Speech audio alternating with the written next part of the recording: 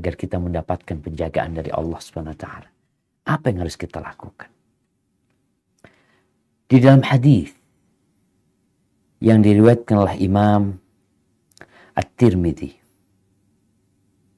yang hadis ini termasuk hadis dalam kumpulan 40 hadis Arba'in Nawawiyah, 40 hadis yang disusun oleh Al-Imam An-Nawawi. Hadis ini bernomor 19. An Abil Abbas, Abdullah ibn Abbas radhiyallahu anhuma. Dari bapaknya Abbas, yaitu Abdullah, putranya Al-Abbas. Jadi Abdullah bin Abbas ini punya anak dikasih nama seperti nama kakeknya.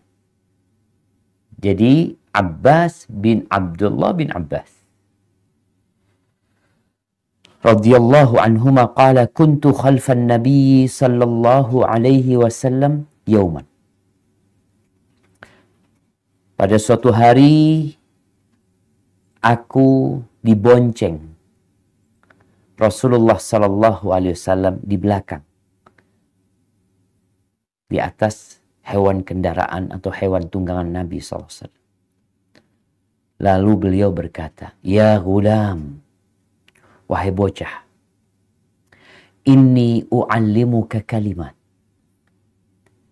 Aku sungguh akan mengajarkan beberapa kalimat, beberapa nasihat penting kepadamu." Ini nasihat Nabi kepada sepupunya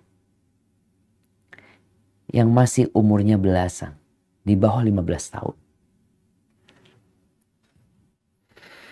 Apa nasihatnya? Ihfadillah yahfadka.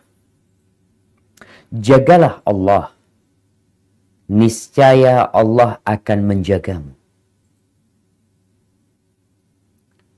Ihfadillaha tajidhu tujahak. Jagalah Allah Jalla Jalaluh, maka kamu akan mendapati Allah di hadapan. Idza sa'alta fas'alillah. Kalau engkau ingin meminta, maka mintalah kepada Allah Azza wa Jalla. Wa idza sta'anta fasta'in billah. Kalau engkau ingin meminta pertolongan, maka mintalah pertolongan kepada Allah. Wa'lam. Lalu Nabi mengatakan kepada sepupunya, wa'lam, ketahuilah. Ilmu. Ambil nih ilmu. Annal ummata law ijtama'at ala an yanfa'uka bi syai'in lam yanfa'uka illa bi syai'in qad katabahu Allah. Qad katabahu Allahu lak. Andai kata seluruh umat manusia bersatu padu untuk memberikan manfaat kepadamu, maka mereka tidak akan pernah bisa memberikan manfaat kecuali untuk sesuatu yang Allah sudah tetapkan atas diri atau untuk diri.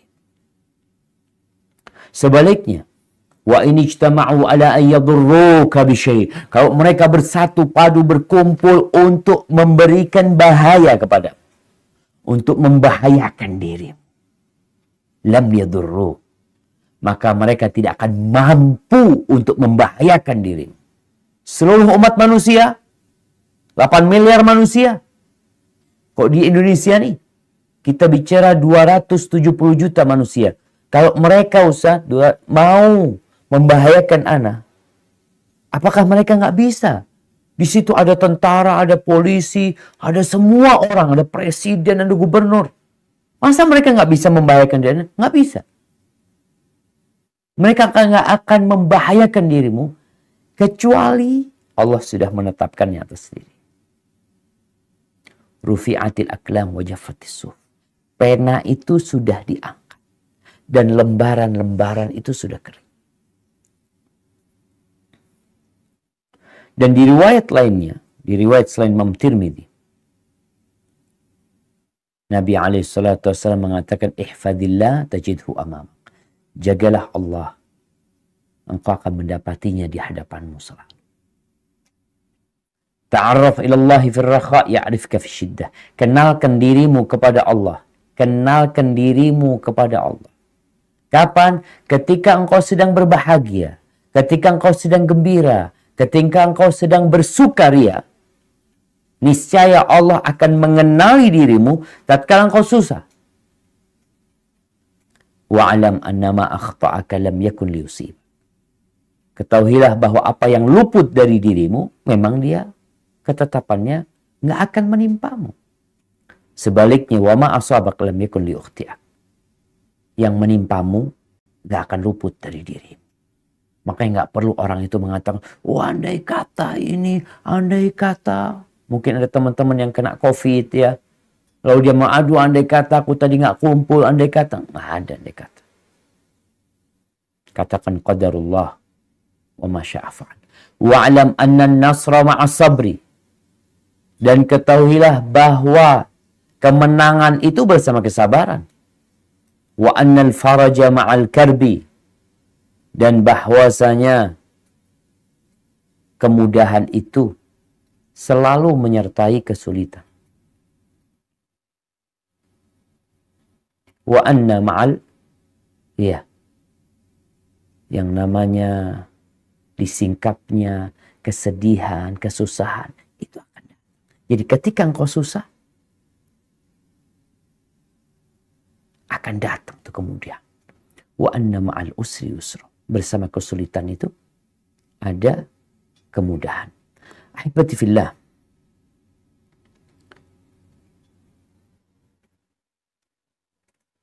Itu yang Nabi SAW sampaikan kepada sepupunya. Jagalah Allah, Allah akan menjagamu. Allah tuh yang punya Padang. Yang punya rumah sakit di Padang itu Allah Azza wa Jalla. Kalau Allah mau hancurkan itu rumah sakit, nggak perlu nunggu yang ada di dalam rumah sakit keluar. Allah bisa menggetarkan bumi, khusus daerah Padang aja.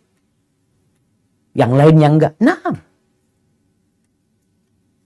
kita kadang kalau melihat ada gempa di kota ini, yang lainnya enggak.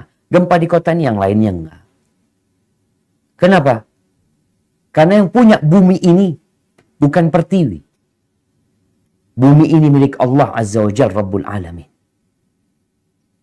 Maka tatkala kita menjaga Allah maksudnya tentunya menjaga perintah-perintah Allah dengan dilaksanakan.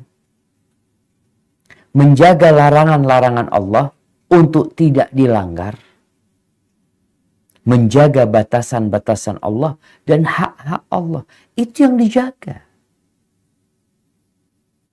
Allah baru akan jagain kita. Al-jaza'u min jinsil amal.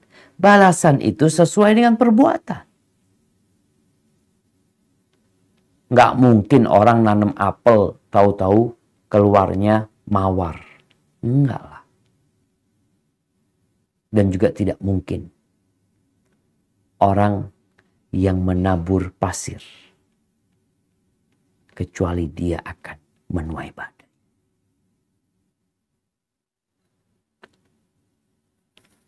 Di antara contoh sesuatu yang harus kita jaga supaya Allah jagain kita adalah menjaga sholat.